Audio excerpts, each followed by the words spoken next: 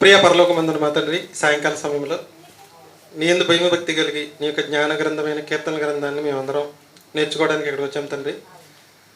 చెప్పబడుతున్న మాటలు మాకు అందని జ్ఞానం ఉంటే అందుకునే భాగ్యం దయచేయమని, వాక్య ప్రకారం జీవించే భాగ్యం ఇక్కడ ఉన్న ప్రతిభటికి దయచేయమని క్రీస్తునామని ప్రార్థన అడిగి వేడుకుంటున్నా పరమ తండ్రి, ఆమేన్. రెండు ఉదయం 3 భాగాలు నేర్చేసుకున్నాం. కీర్తనల గ్రంథ పరిచయము, గ్రంథ వివరణ, దానికి సంబంధించి మొత్తం 3 భాగాలు మనకు ఉదయం అయిపోయినాయి. ఈరోజు ఇప్పుడు నైట్ 3 భాగాలండి. పార్ట్ 4, కీర్తనల గ్రంథకర్తలు ఎంతమంది అయితే ఒక పుస్తకంగా ఎలా వచ్చింది. మత్తయి గారు రాసిన సువార్త ఒక పుస్తకమే, దాన్ని ఏం కూర్చవలసిన పని లేదు.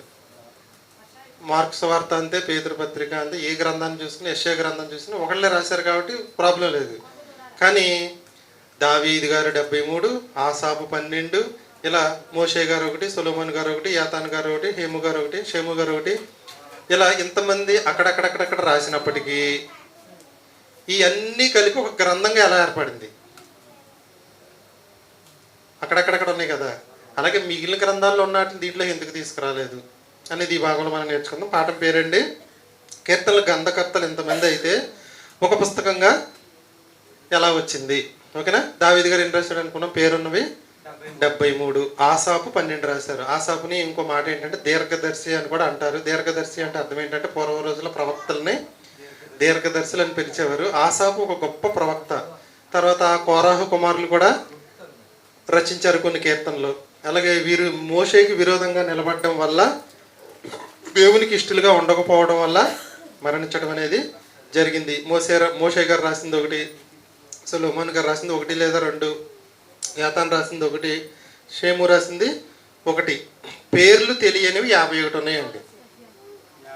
51 ఈ గ్రంథానికి పైన హెడ్డింగ్లు పేర్లు లేని 51 ఉన్నాయి.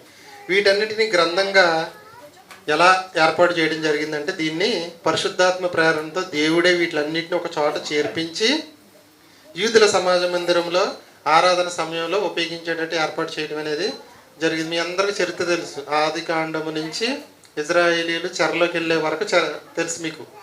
చెరలోకి వెళ్ళిపోయిన తర్వాత చెరలో నుంచి మళ్ళీ విడుదల పొంది వీళ్ళందరూ ఒక చోట చేర్చబడ్డారు కదా. అప్పుడు ఉన్న ప్రవక్తలు ఏం చేశారంటే, ఆ పరిశుద్ధాత్మ ప్రేరణతో కొన్ని కీర్తనలన్నీ కూడా ఒక చోట చేర్చి ఒక గ్రంథంగా పెట్టి ఇజ్రాయేలీల సమాజ మందిరంలో ఆరాధన సమయంలో ఈ కీర్తనలన్నింటివి సంగీత వాయిద్యాలతో పాడుకోవటం కోసం ఏర్పాటు చేయడం అనేది జరిగింది. వివిధ భక్తులు రాసినప్పటికీ అన్నీ ఒక చోటకి చేర్చి చదవబడ్డానికి కారణం ఏంటంటే, దేవుడు వీటిని ఏం చేశాడంటే ఒక చోట చేర్పించి ఒక గ్రంథంగా దీన్ని కూర్చడం అనేది జరిగింది. 66 గ్రంథాల్లో మొత్తం గ్రంథాల్లో కొన్ని కీర్తనలు కూడా ఉన్నాయని ఉదయం మనం నేర్చుకున్నాం.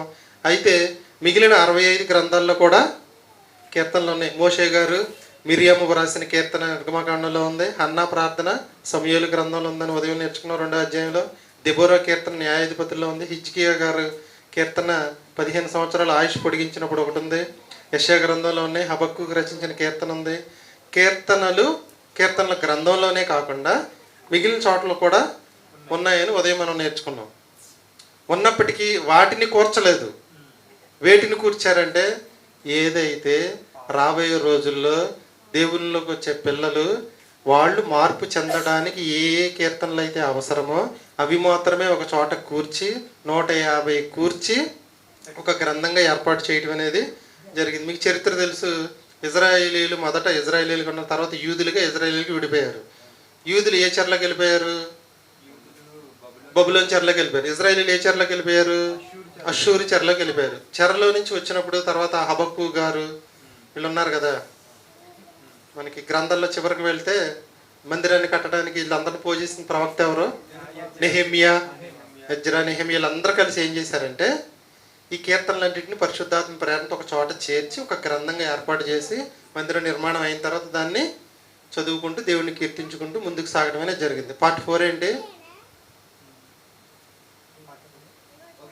ఒకే కీర్తనలు ఎక్కువ మంది రాసినప్పటికీ ఒకే పుస్తకంగా ఎలా అందుబాటులోకి వచ్చింది. పార్ట్ 6 అండి. ఏంటంటే పార్ట్ 6 చాలా జాగ్రత్తగా వినాలండి. ఇది గ్రంథ విభజన అర్థం కాకుండా గ్రంథం అనేది అర్థం కాదు. లేక నాకు సార్ ఆఫ్ చేశాను.